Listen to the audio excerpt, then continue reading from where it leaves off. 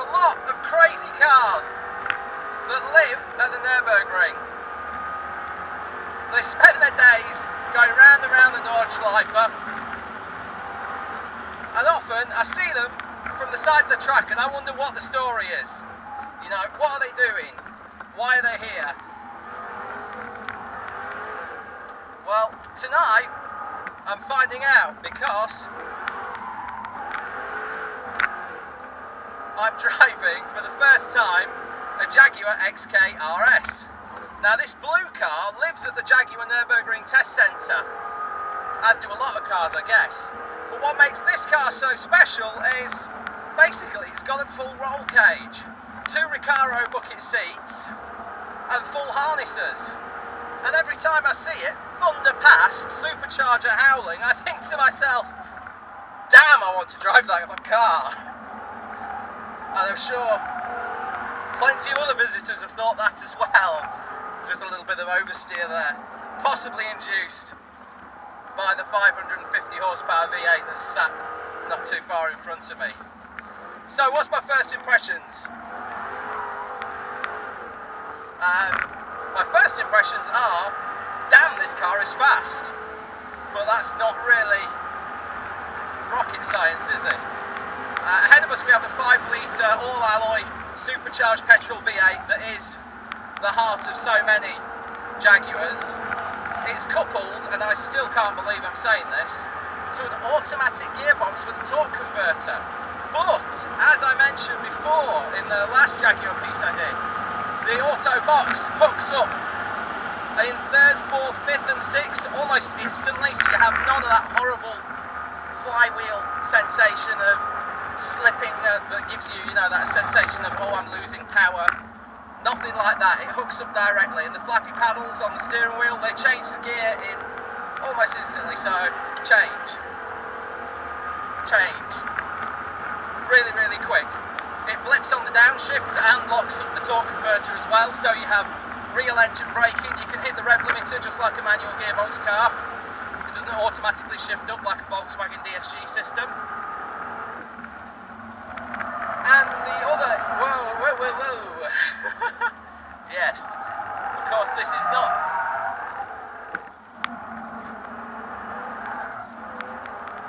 Yeah, sorry as I go quiet there as I control the oversteer.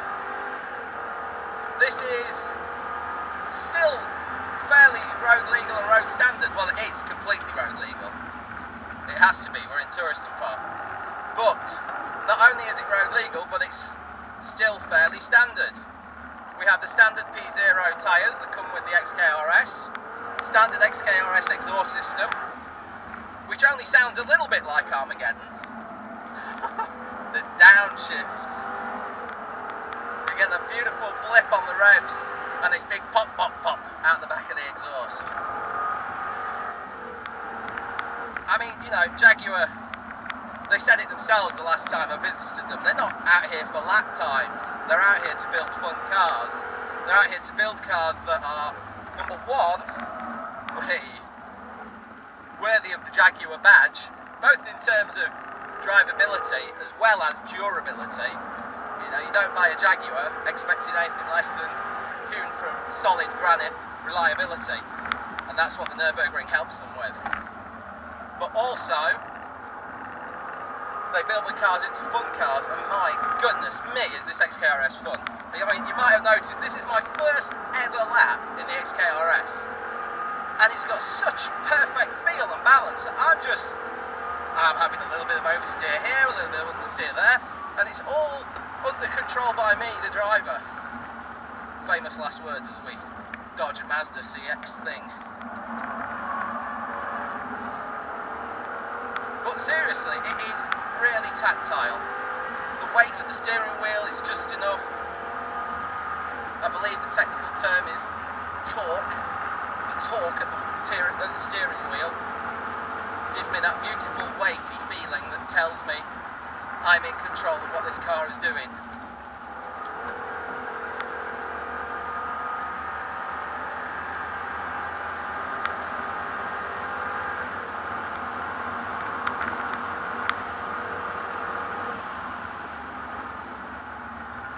got brand new brake pads on and I'm doing my best to bed them in, but to be honest, I'm really sorry, Jaguar.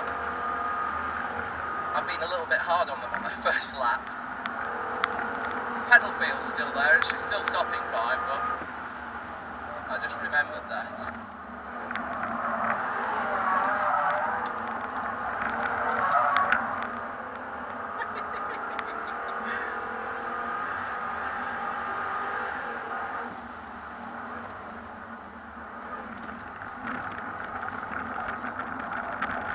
There's so much fresh graffiti. This is my first lap after the Nürburgring 24-hour finished. So we have lots of new graffiti to mess with your turning points and your track knowledge. I've always said it's a bad idea to use the graffiti as a reference for either turning points or apexes.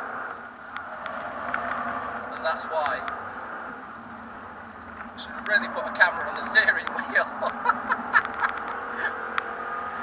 Man, this car is fun.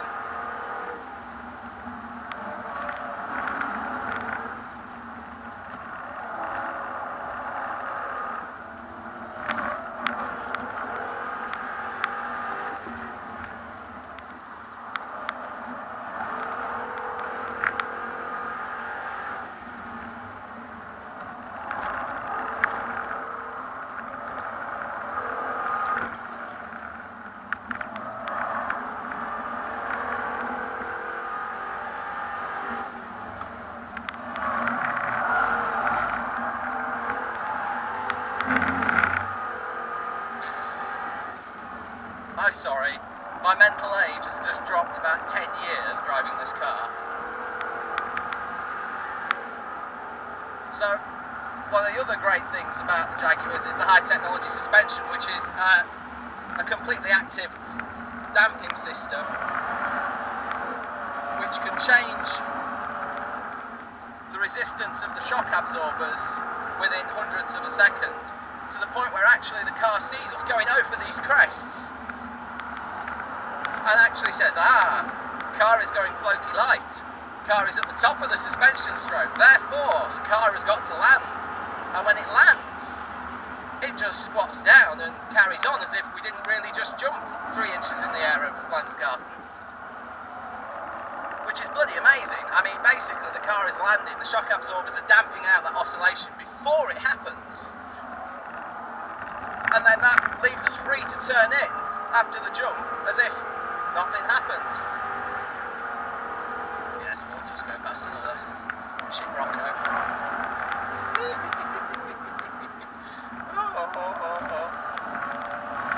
Crazy cars are us. Jaguar, what on earth did you build?